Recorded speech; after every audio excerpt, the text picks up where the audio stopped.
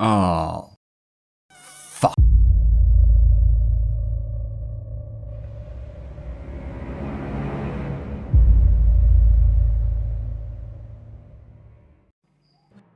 Greetings friends and welcome.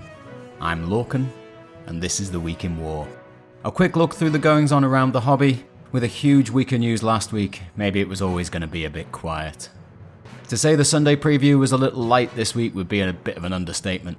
No disrespect to avid players of the smaller Games Workshop game systems, but when you're headlining the preview with those pretty outdated looking re-released Lord of the Ring models, you know it's slim news pickings. So, it's a slightly more speculative week in war. We'll look at the Dead and the Divine from the Warhammer preview and make some predictions. Then we'll chat about a couple of the early talking points from the Deathguard Codex release. So, the Dead and the Divine. If we follow the template of Decadence and Decay in these previews, then one would relate to Age of Sigmar and the other to 40k. Seeing as we've just had our fill of 40k zombies for the Dead, every clue is pointing towards something we've been teased a few times. Are the Zompirates finally coming? Outside of the blood-spattered font, what evidence is there? Firstly, we've got the roadmap for Warhammer Underworlds. Along with the vampiric-looking icon for March, the silhouette looks to be wielding a pair of cutlasses, and whatever is going on with the head certainly looks a bit squiddy. Of course, it could just be a mane of hair Lelith would be proud of. In Age of Sigmar lore, the Wraith Fleet and Undead Pirates have had a number of recent fluff mentions, particularly in Broken Realms Morathi. In that book, a character was introduced called Lord Veritant Kaiser van Brecht, and he's a descendant of a bloodline that is now said to have fallen to the curse of the vampire. The War Scroll for Van Brecht has an interesting difference in his rules compared to the vanilla Lord Veritant. His command trait, Fiend Slayer, not only allows you to target chaos or death heroes that don't have the wizard keyword, but also gives +1 to hit rolls for attacks that target a vampire. A very specific rule for a game that has very few units with that keyword currently. Oh, and at the climax of the third act of the story, he's rescued by a mysterious bat-winged figure with glowing red eyes. Then there's the New Year preview, and surely a zombie pirate captain. The great coat, the sash, the belt buckle. If Captain Hook got shanked by Peter Pan and we dug him up later, he'd probably look a bit like this. Vampire Coast never really had a proper army in fantasy. They had a White Dwarf rules article in 7th edition, but other than that they were pretty much a fluff faction only.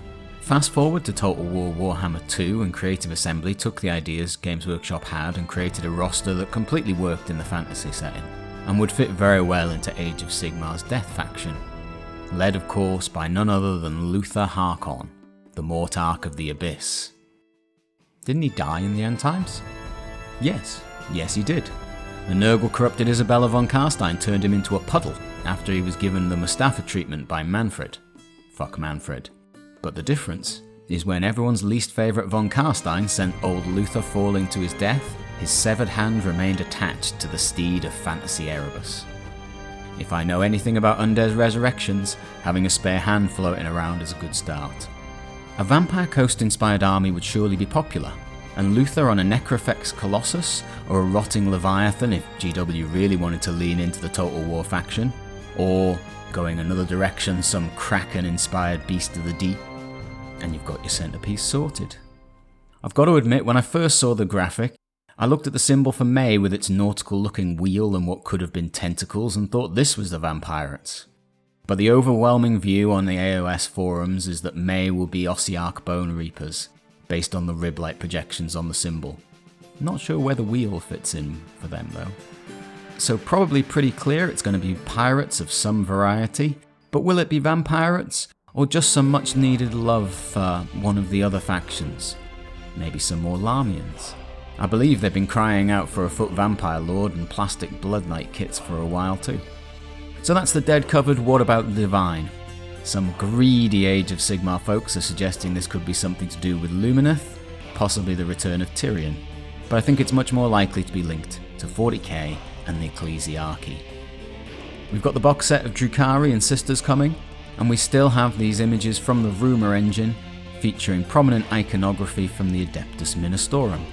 So, My money's on Ministorum for 40k, Vampirates for AOS. But I wouldn't be surprised if it's a vampire release with a more classic aesthetic. Art piece of the week is Commorragh Warriors Dark Eldar by Brushray. I'm a big fan of this art style, and I think it works really well for this particular scene. Link to his DeviantArt is in the description. Okay, so let's talk about the fallout from the Deathguard Codex. Conversations in the 40k sphere have been dominated by the Codex release for Deathguard, and browsing around the various forums, it seems to have been pretty well received by most Deathguard players, and those likely to play them. I couldn't even pull out the sad orc this week. 3 key talking points of the week. Mortarion is an absolute beast, and we'll see a lot more play at all levels of competition. He deletes pretty much anything in melee, has 3 warlord traits, all of which are pretty decent, and a 4th from the played company's list, which can include a 9-inch bubble of deny rerolls. Ouch. Number 2. HQ choices and restrictions. The Infernal Jealousy rule, meaning you can only field 1 model per detachment with the Lord of the Deathguard special rule. And then they only have 2 HQ options without it, and both are psychers.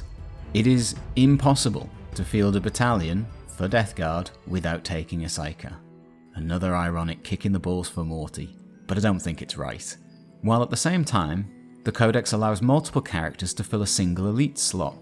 Expect to see Patrol and Supreme Command detachments as standard for a while. In our second Games Workshop being Games Workshop moment, last week's bugbear, the Poxwalkers box. Now Poxies did get a 6+ Feel No Pain, and at the points cost will make it into many Deathguard lists, even if just to hold and contaminate objectives. But they didn't go up in unit size, so that combat patrol box with 30 Poxwalkers is now an illegal detachment due to the Disease Minions rule, where you can only take 1 unit of Poxies for every core infantry unit, and only the Plague Marines in the box are core. Oh GW, you've done it again. Some speculative tier list scamps are putting Deathguard up in A tier already, and I wonder if they're going to be a nightmare for some unexpected armies like Custodes. Also on those tier lists, Tyranids and Drukhari have been creeping up from the points drops in the FAQ. From what I've heard from Tyranid players, it's a little Forge Word dependent for them. It's a bit like saying orcs are strong if you own some of the 280 point kill tanks. Hoping we'll start getting some info on the Drukhari Codex coming out of Nottingham or China in the next few weeks. And speaking of books, I hope you got the Black Library limited editions if you were after them this week. I can't imagine the frustration if you've been collecting the series and lose out only to see them appearing on eBay within the hour. The web store going down can't have helped. GW really needs to look at spreading the load and not do 2 special editions at the same time. Thank you for joining me in the Week in War. If you like this quick news recap, then please hit the like button and subscribe to the channel for more Warhammer content. It means a lot when you do. And I'll see you again in the near future, where there is only war.